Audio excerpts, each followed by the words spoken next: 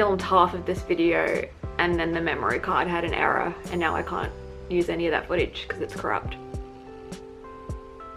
So you're not getting the entire cute intro that I filmed for this because I'm not gonna go and redo it because I'm pissy at my memory card now, but I do have a cup of tea. Anyway, I'm Kat. This is the Tea Time With Me tag. It was created by Olivia Savannah from Olivia's Catastrophe, and she is the one who also tagged me in it. I did plan on being a lot more cozy for this with cardigan and stuff, but it is December, and in Australia, that is hot. It is 33 degrees outside today, so this is what you're getting. And of course, because it's also December, I have no energy left in me, so we're just gonna sit and talk to the camera. So I am very much more of a tea drinker than a coffee drinker because I don't like the taste of coffee. If I do have coffee, it has to be full of like milks and flavors and creamers, and at that point it's just not even coffee. I am super basic though, and my favorite teas are black tea and chai. I don't venture out much into different types of tea very much, but all of the teas like listed in this tag do sound interesting. On to the questions. Again, Mint Refresh, a book that does something refreshing. Daisy Jones and the Six by Taylor Jenkins Reid. This book is in an interview format about a band reflecting on 40 years ago about, you know, the creation and how they broke up. So it's set out so you can see exactly what each person said, and in the audiobook it is a full cast. I have read this twice, once just in the physical format and once the audiobook while also reading the book along with it because I get really distracted when I listen to audiobooks, so I had the book with me to keep me on track. And I've also watched the show, so go watch the show as well. It's really good. Revitalise, a book you need to pay attention to understand it. The Sovereigns of Bright and Shadow series by C.E. Page. Book 1 is Deathborn. This series has a complex world and a hell of a lot of characters. Like, a lot. I spent the majority of book 1 just trying to remember who everyone was and who they were with and what their place in the world was. So you gotta pay attention to it. It's a high fantasy world with its own, you know, world and laws and magic system, and our lead characters are a necromancer and a warden has the ability to null other magic users' powers. It spans an entire continent, and now there is also a spin-off series happening that takes place on like the Isles. I think they're south of the continent. This is the Isles of Bright and Shadow series. I did find this one easier to understand, and I don't know if that's because I read this series first, and so all of the world had already been laid out for me, or if, you know, the writing was just easier to understand in this one. But you should read the original trilogy before you go into the spin-off anyway. Blackcurrant Beauty, a book rich in writing. I'm gonna go like when you have a chocolate cake and you're enjoying it, but it's too much, it's too rich. So you like it, there's just too much of it. Midnight Sun by Stephanie Meyer. It doesn't have a dust jacket on. I do not like the pomegranate that's on it. So I enjoyed this.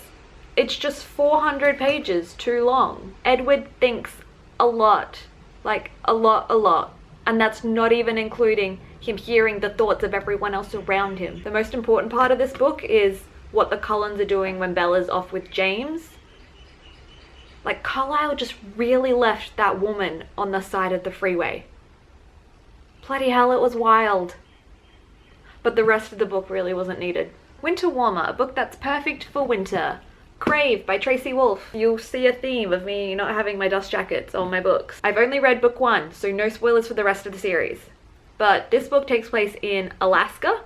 There is snow everywhere. It is very wintry. It's also very nostalgic while being new. Like, this book was released in 2020, but it feels like it should have been released in 2010. It has all of the vibes of the 2010s YA that I was obsessed with. Our main girl's parents die and she is shipped off to live with her uncle, who is the headmaster at a boarding school in Alaska.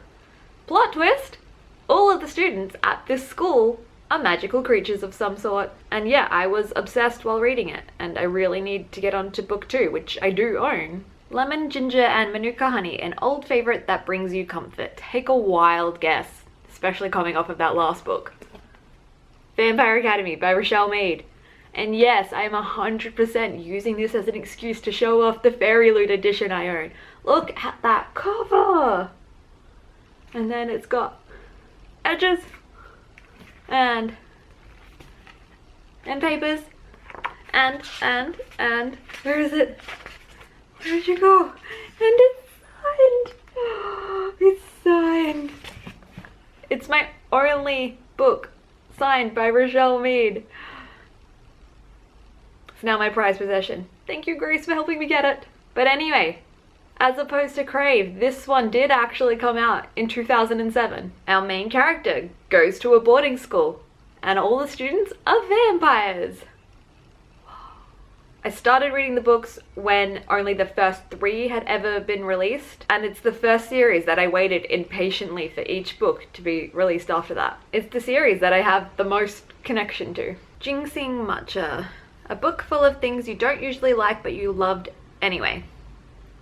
I literally have no clue how to answer this question. Like, I purposely pick up books because they're full of things that I know I like. Like, I'm not in school anymore, so I don't have to subject myself to books that I know I won't like. 3 Cinnamon, a heartwarming book.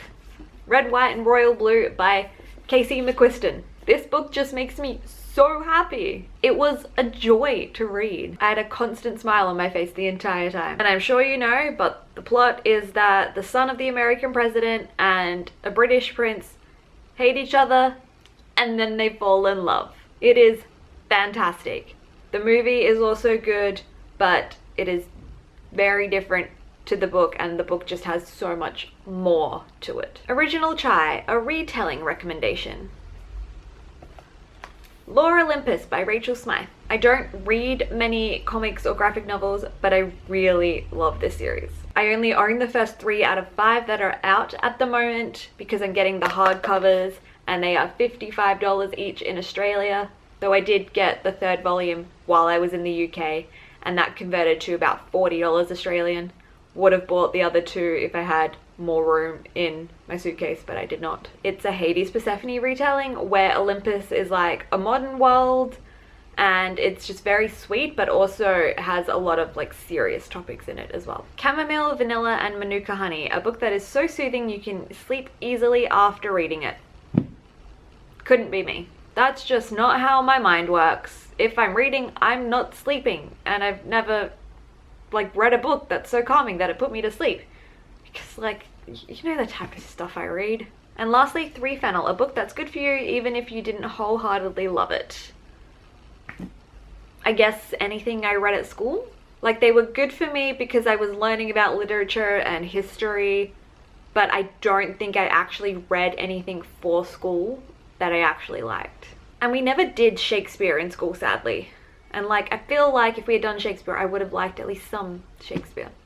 I've read Midsummer's Night Dream now, and I do like that. And I still didn't do Shakespeare when I went to uni because I chose film studies over Shakespeare because those 2 clashed. But I would have liked to have done some Shakespeare. Okay, that's it. Thank you, Olivia Savannah, for creating this and tagging me in it. Let me know a heartwarming book that you love down below, or if you just want to let me know you were here, leave me like a tea or a mug emoji down below. And if you like this video, please give it a thumbs up, subscribe to my channel, and stick around a little longer. Here are some other videos you might like.